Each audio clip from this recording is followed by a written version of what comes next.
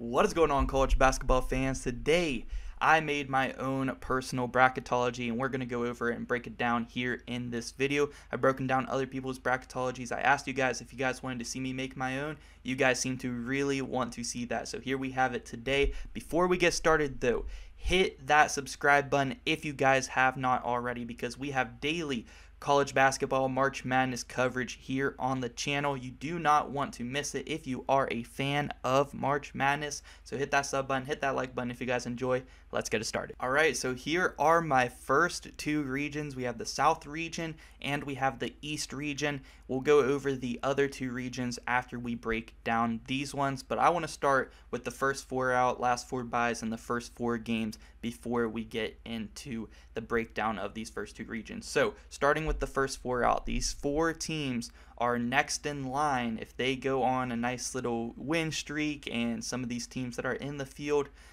lose a few games, these guys can get in. And first we do have the Oregon Ducks. I think they've been playing a lot better as of late. They do have that win over Arizona, and if they can go on a nice win streak at the end of the year here, and even though they're in a weak Pac-12, I think they could get a spot in the first four games for sure. Next up, we do have Penn State. They just got a really good win over Illinois last night, and I think that helps them get up to this point. I really want to see Jalen Pickett in the tournament, so I might have them a little bit higher than some people, but they're going to have to win some games in the Big Ten, and they could definitely sneak in. Next up, we do have Seton Hall. Seton Hall, not the best, but they've been playing better as of late, and I think, if they can beat one or two more of these top teams in the Big East, like a UConn, like a Marquette, a Xavier, a Providence, Creighton, if they can get a win or two over those teams and then not lose to teams like DePaul, Georgetown, Butler, if they can beat all those teams, I think they could sneak into the tournament. And that's very impressive there by Shaheen Holloway, because he doesn't have too much talent on his team, to be honest. I think he's just a super good coach. The future of the Pirates is very, very bright. Then we do have Mississippi State to round us out. They have not been playing good in SEC play, but their non-con record is pretty good, and they have started to turn things back around as well. If they can have a good end to the year, I could see them slipping into the field. Last four buys, last four teams that don't have to play in the first four games. I have Memphis, Boise State, West Virginia, and Nevada. And our first four games, so our last teams in, we do have USC going up against Clemson. I think that would be a really fun game. And then we also have two Blue Bloods going at it. One of these teams is going out before the round of 68, or the round of 64, excuse me. And we have Kentucky versus North Carolina in that matchup. I would love to see that one. And then our two 16 seeds, or our four 16 seeds that have to play in the first four, we do have Morehead State going up against Norfolk State, and we do have Grambling going up against Stonehill. So those are the teams that I have winning their leagues there as those 16 seeds. Who knows, maybe they can get a win in the first four and shock the world and be a 1 seed. So let's start off here in the South region, which will be played here in Louisville, Kentucky. And our top seed, we do have Alabama. And Alabama, I think they deserve the #1 seed at this point. They have maybe the best win in college basketball, going on the road at Houston and winning that game. They have a really good quad 1 record, 7-3 against quad 1 teams. Really solid team, and best freshman in the country, best freshman class in general in the country. I have them as the top overall seed. Also, they're undefeated in SEC play. They do play Kentucky, or they do play Tennessee on the road tonight, so that will be a big game. I'm excited to watch that one. As our 16 seed going up against Alabama, we have the winner of either Grambling or Stonehill. I think these two teams will win their leagues and get themselves a bid, so they be there at the 16 seed. At the 8-9 lines, we do have the Pitt Panthers. I actually do have the Pitt Panthers all the way up at an 8 seed. They actually have a really good record against quad 1 teams, and I thought that was really impressive by Pitt. I mean, they don't play too many quad 1 games, but when they do, they have been getting wins. So maybe a sleeper to look out for, maybe Pitt. If they can get past a team like Arkansas, look out for them against Alabama. Very good quad one record. Next up, we do have Arkansas there at the 9 seed, and I have Arkansas, a little bit lower than some people at this point. I don't think their non-con schedule is as good as a lot of people would say. I know they did play in the Maui tournament, and they barely lost to Creighton, but other than that tournament, they don't really have any great like non-con wins. Like they have good non-con losses against like Creighton and Baylor, but I'm not really seeing the non-con schedule there. That's why they're down at a 9 seed, but they are a team that I think are a sleeper to go far in March. If you guys did see my full bracket predictions where I filled out the bracket, you've seen I did have Arkansas going pretty far. So then we have UConn at a 5 seed. I know that they've been losing a lot there in the Big East, but they had such a good non-con, and if you really think about it, that's who they're going to be playing. They're going to be playing non-Big East teams for a while, at least until probably the Elite Eight, and that's assuming if somebody out of the Big East comes. And if it's based on my bracketology, they're the only Big East team in their region, so it would have to wait until the Final Four, and that's assuming another Big East team could get there. So we'll see how they perform. UConn does still have a really good win over Alabama. I do think whenever they beat Alabama wasn't quite as good as they are now, though. But still, solid win. It goes on their resume, and UConn, really good non-con schedule, really good quad one record still, and I have UConn here at a 5 line.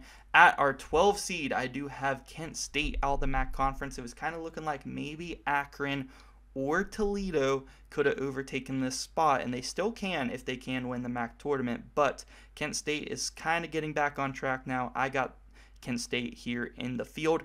At the 4 seed, we do have Miami. I'm a little bit higher on Miami than most people. I was looking at some other bracketologies as well, and not a lot of people had Miami higher than like a 5 seed. I got them here at a 4. I think they've been playing amazing basketball lately, and I think they might be at this point playing like the best team in the ACC conference. So I got Miami sitting here at the 4. At the 13 line, I do have the Marshall Thundering Herd. I think it's a 3-headed race in the Sun Belt right now, and this one is a little bit biased because I am a big fan of Marshall basketball, but I got them in over Southern Miss and over Louisiana. It's kind of like a triangle though, because Louisiana beats Marshall, Marshall beats Southern Miss, and Southern Miss beats Louisiana. So they're all kind of beating each other. So maybe it will all depend on matchups once we get to the Sun Belt tourney. At the 6 line, we do have Illinois. Illinois, really good non-con quad 1 victories over teams like Texas, and I think they beat UCLA. Like, those are really good wins. At this point, Texas and UCLA, I believe, are both, at least the 3 seeds. So very good wins there by Illinois, and that kind of propels them up here to the 6 line. At the 11 line, we do have the Memphis Tigers. Like I mentioned earlier, they are one of my teams with the last 4 byes, so they get a bye week in the first 4, and they're sitting here at an 11 seed. A big game this weekend against Houston. If they can get that win, they could probably bump up a few seeds there. At the 3 line, we do have Texas. I just mentioned Texas did beat, or Illinois did beat Texas, and if they both win first round here, it looks like they will be having a rematch in the second round. So that would be really cool to see, because that game did go to overtime, and it was on a neutral site court in Madison Square Garden. So I'd like to see that rematch right there. That would be super fun to see. But Texas at the 3 line, I think that that's fair. They did just lose to Texas Tech, but Texas Tech still is a very good team. Record-wise, it may not look like it, but every team in the Big 12, especially when they're at home, like Texas Tech, they're tough to beat. They're tough to beat, so I don't blame Texas. Let's see if they can get back on track after that. At the 14 line, we do have Yale. Yale is kind of running away with it there in the Ivy League. It's either going to be them or Princeton, more than likely, unless we get a bid steal. So we got Yale in here at a 14 line. At the 7 line, we do have Northwestern, and Northwestern, let me know if you guys believe this when you hear it. Northwestern has a better quad 1 record than teams like Kansas State, teams like, well, Kansas State, I guess that's not super unbelievable because they play in such a tough conference, but they have like better, Northwestern has like a 7-3 quad 1 record, which is insane, and I almost considered putting Northwestern higher, like at a 6 or a 5, but I think Illinois has faced like better quad 1 teams, like a Texas, like a UCLA, so I decided to put Illinois at the 6, Northwestern at the 7, but still a really good spot for a Northwestern team. I don't think anyone expected to make the tournament this season, and they also recently defeated Purdue. So at the 10 line, we do have West Virginia, another one of those teams where I had as my last 4 teams to get a bye week. They just had a 2-game stretch where they got blown out by Texas and Baylor, both on the road. They have to bounce back because if they lose in Morgantown against Texas Tech this Saturday, I think they're going to be one of the first 4 out. So they're going to move. I think they're going to move out pretty fast. So they need to win that one, and they also need to win Oklahoma State at home as well. Back-to-back home games for West Virginia. They need to go 2-0 in those games. At number 2, our 2 seed for our first region, we do have the Virginia Cavaliers rocking the t-shirt here today. And Virginia, I have them up as a 2 line. I've seen a lot of people have them down as a 3 now. Maybe it's because the ACC isn't that strong.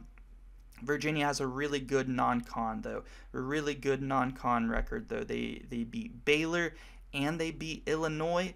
2 very good wins right there in the non-con. And they did lose to Houston at home. That's a quad 1 loss, a really good loss, though. And I don't know. I still think Virginia's good. I know they lost to teams like V-Tech and Pitt, both on the road. But other than that, I think they've been playing really good. Lost to Miami as well. Those are not all that bad of losses, to be honest. Like I just think Virginia's still a super solid squad, and with their non-con and their quad 1 record, which is, if you can catch on to the trend, that's kind of what I value a lot. Virginia is up here at a 2 seed, and it helps that Texas recently lost to Texas Tech. That kind of swapped them out, or Texas would be the 2 seed if they would have beat Texas Tech probably. At the 15 line, I do have Vermont. Their league is not very good, so hence why they're at a 15 line, but Vermont should run away with that. Big fan of the Caramounts, though. Shout out to them. So let's move on to our second region. We do have the East region being played in New York, and we have our 1 seed for this region as Purdue. And Purdue's just another team, they have an amazing non-con resume. It is insane, and they really do have a really good conference resume as well. One of the best teams in the country. Should be no argument right now that Purdue is a 1 seed. At my 16 seed, I do have Youngstown State out of Ohio, and Youngstown State, they're in a 2-headed race there with who was it?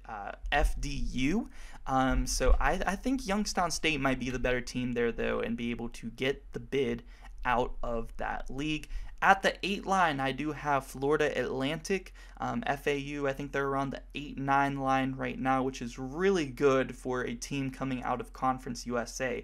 I think preseason, everyone thought that this could have been UAB that was at like as high as like a 8-9 out of that league, but FAU is really playing amazing, and even if they don't win the Conference USA championship in the tournament, they will probably still get an at-large bid, so that's really good to see there for the Owls. They're up here at an 8 line. At the 9 line, we do have the Duke Blue Devils. I could see an argument for them being a 8 line. They did just get robbed of Virginia in that Virginia game because, Duke, Kyle Flipowski was definitely fouled at the end of regulation. He would have had 2 shots, which would have gave them the win.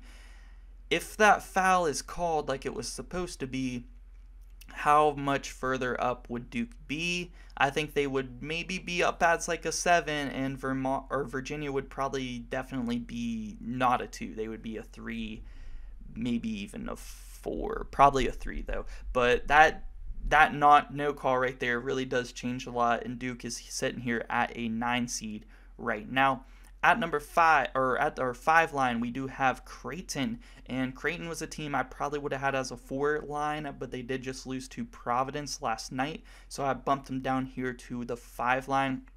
Still one of the hottest teams in the country right now. They lost in double overtime on the road. Tough environment to play there at Providence, and Creighton playing really good basketball. They're another team. They have a really good non-con resume. Creighton up here at the 5 line.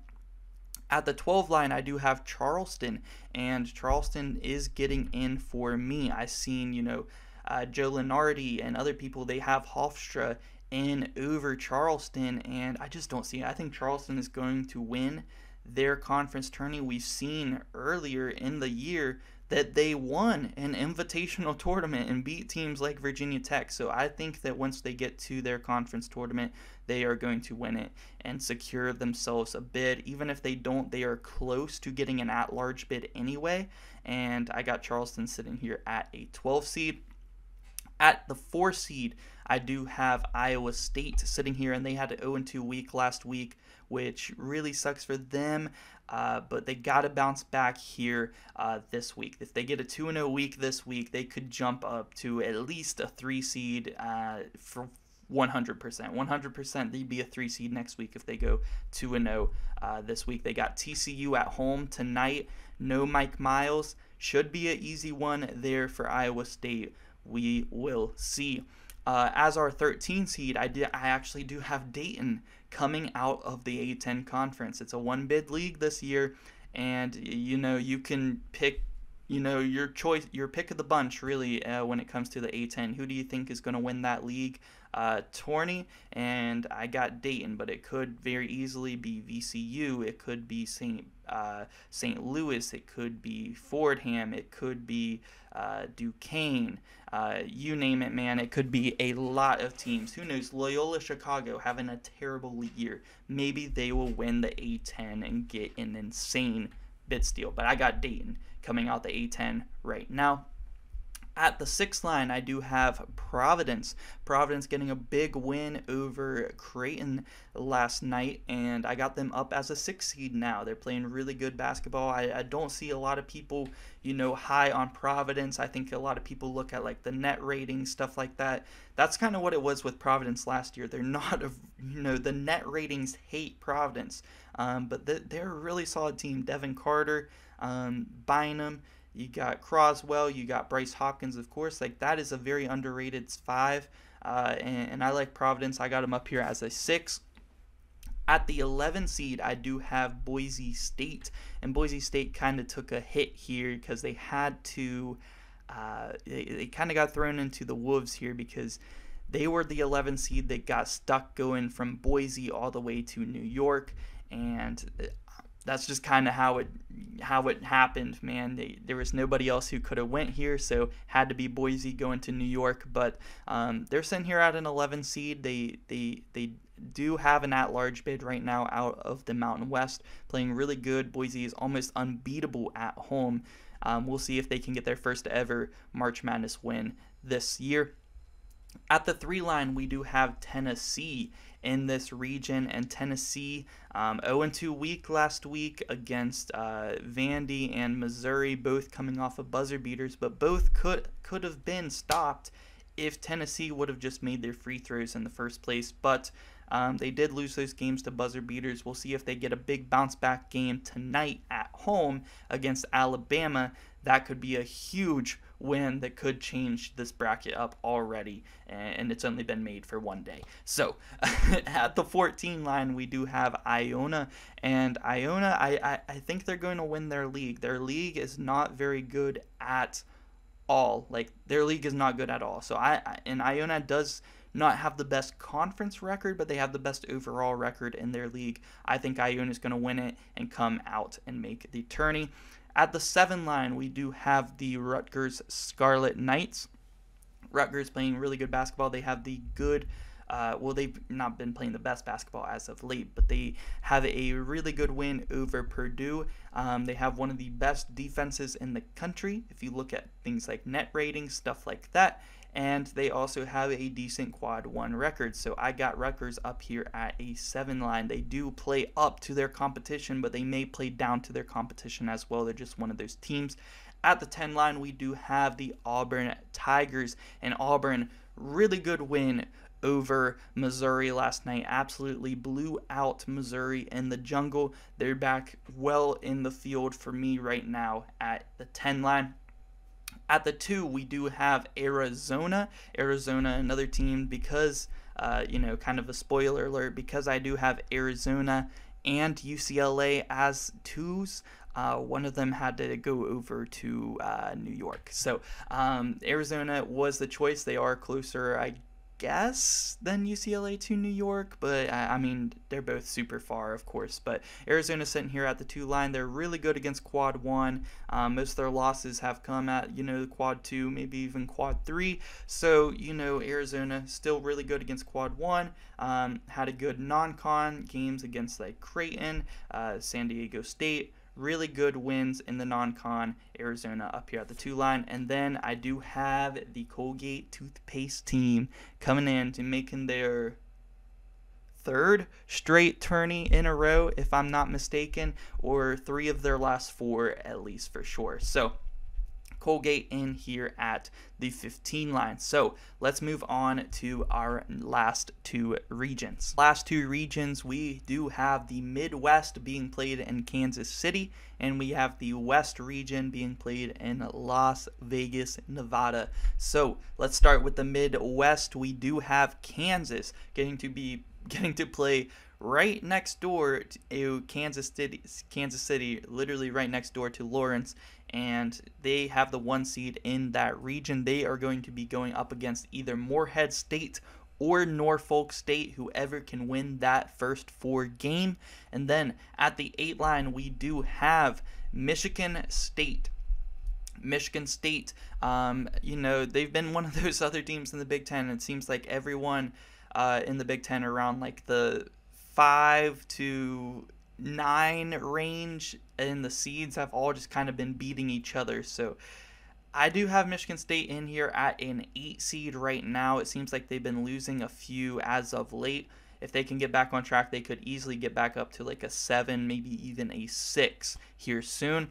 At the 9 line, we do have Missouri. They were a team I did have around like a 7 or an 8, but they just got beat down by Auburn, and that's not even that bad of a loss, to be honest. It's hard to play Auburn on the road, but you would have liked of them to keep it at least a little bit close and not be down like 45 to 18 at halftime. So I do have Missouri dropping down here to a 9 seed. At the 5 line, I do have Gonzaga. I have them and St. Mary's sitting at the 5 line, as if you look to the other region, and I think that that's fair for both of these teams right now. Gonzaga, they have, they played a really good non-con schedule though this season. I think they might be a sleeper as like a 4 or 5 seed to make a deep run, maybe even to the Final Four this season. I'm really, seeing a lot of people sleep on Gonzaga right now. At the 12 line, I do have Drake. I have them coming out of their league there in the Missouri Valley. At our 4 line, we do have Xavier. Xavier's been playing really good and kind of slowing down a little bit as of late. Big game tonight against Marquette, and the winner of that game will be jumping up in the seeding for sure. If Xavier can go on the road to Marquette and win, I think Xavier might bump up here to a 3 seed. So Xavier here at the 4 line. At the 13 line, we do have Liberty, and Liberty, they've been dominating their league pretty well this season. I got them here at a 13 line. At the 6 line, I do have NC State, and I know that they just lost to Syracuse, but I still think NC State has been playing amazing in the ACC conference. So I still have them up here as a 6 seed. This is probably, a lot of people might disagree with me here in the comments because a lot of people have NC State around like an 8, maybe even a 9 seed. I have them up a little bit, and I know they didn't play the best non-con schedule, but they have been killing it in the ACC. They beat teams like Miami, or they split with Miami. They beat North Carolina. Like I really like this NC State team. I got them up here at the 6th line. At the 11 seed, this is where we have that first 4 matchup between two blue bloods. We got Kentucky versus North Carolina. Only one of them's making the field of 64 here this season. And who's going to get in? Who's going to get in, man? I really like that pick there. At the 3 line, we do have Indiana. I have them all the way up at a 3 line. They are killing it lately. Really solid wins, and they're on a nice little win streak. They're getting hot at the right time, and I'm going to reward them for this. I have them up here at the 3 seed. And with teams like Iowa State and Kansas State losing the last couple of weeks, it really wasn't hard for me to put a very hot Indiana team up as a 3 seed ahead of those teams. At the 14 line, I do have the Utah Valley team, and Utah Valley been playing really well. I think they are going to come out of their league this season. At the 7 line, I do have Oklahoma State. Put some respect on the Pokes name because they have been killing it. I don't care that they lost to Kansas last night. Still, they have been playing amazing, going on the road and winning in Ames. They swept Oklahoma this year. They're 7-6 in the Big 12. Like, they have a positive record in the Big 12. Like, that's like me. I think it actually might be a better Big 12 record than teams like TCU. I'm not going to lie. No, they did not play a very good non-con schedule. But when you're 7-6 in the Big 12, that pretty much means that's 7-6 in quad 1 games. Pretty much. So Oklahoma State is up here at the 7 line, and put some respect on their names. They're moving up. At the 10 line, we do have Nevada, and Nevada is a team that I really wanted to put higher, like at an 8 or a 9 or maybe even a 7. Like, I'm pretty high on Nevada right now. They've been playing outstanding. I'm pretty sure they swept New Mexico. They split home and away there with San Diego State, playing really good basketball. Wolfpack are moving up right now, and I really wanted to put them higher. I really did. At the 2 line, I do have UCLA. UCLA, I think, is probably my top 2 seed right now out of all my 2 seeds. So they're up here at the 2. At the 15 line, I do have UNC Asheville. UNC Asheville actually has a really good record, and they are by far the best 15 seed that I have here in this bracketology. So look out for UNC Asheville when we get to the tourney. Whenever I was making this video researching all these teams, UNC Asheville was one of those teams that really stuck out to me that I don't hear a lot of people talking about that I think could pick up an upset. So if I had to pick any 15 seed to upset a 2 based on this bracketology, I would go with Asheville. And they are a team that possibly could get up to like a 14 or a 13 seed, and that's where I would really consider picking them to win a game in my bracket.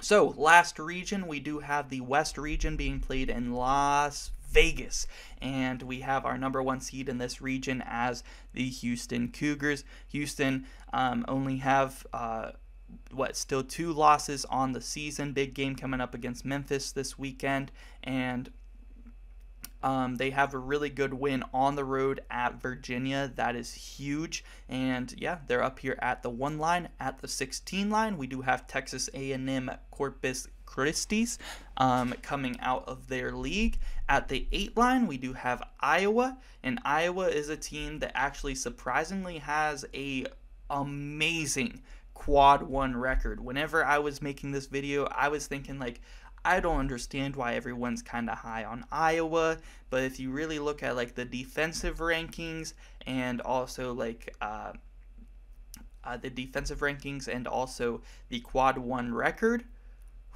Iowa is looking good. So I have them up here as an 8 line. Coming into this video, I was thinking they weren't going to, I was thinking they were going to be like a 9 or a 10, but I did put them up here as an 8.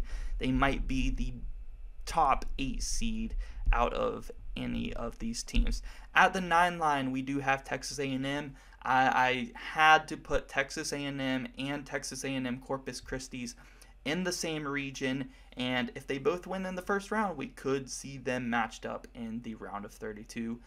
I would absolutely love that. But Texas A&M here at the 9 line, very high on them right now. They have an amazing SEC record and a terrible non-con record, which is really pulling them down at this point. So they're a team that, if they would have performed better and not lost to some of these really terrible teams in the non-con, Texas A&M could be a team sitting at like a 5 seed right now. If they played better in the non-conference. At the 5 line, we do have St. Mary's, and St. Mary's is up at the 5 line just like Gonzaga. I think they are really close right now. We've seen when they faced each other, it went to OT. St. Mary's did win that game.